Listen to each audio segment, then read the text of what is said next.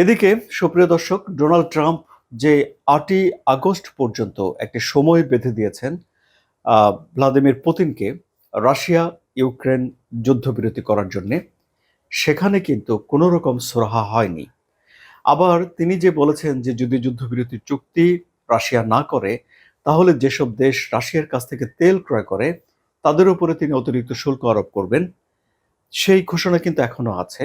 কিন্তু ভারতের কর্মকর্তারা বলে দিয়েছে যে তাদের যে রাষ্ট্রীয় পলিসি তেল ক্রয় করা রাশিয়া থেকে, সেটি তারা ক্রয় করবেই।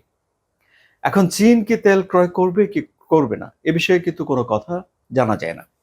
কিন্তু আমরা এটা ধারণা করতে পারি, যেহেতু চীনের সম্পর্ক যুক্তরাষ্ট্রের সঙ্গে ভালো নয়, রাশিয়ার সম্পর্কও এখন আমরা দেখতে পাচ্ছি যে ভালো হতে হতে গিয়েও ঠিকমতো সম্পর্ক ভালো হচ্ছে না।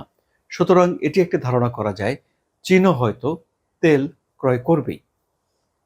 তাহলে সামনের দিনগুলোতে পরিস্থিতি কি হচ্ছে, কতটুকু জটিল হয়ে ওঠে, সেটাই এখন একটা দেখার বিষয় হয়ে উঠল।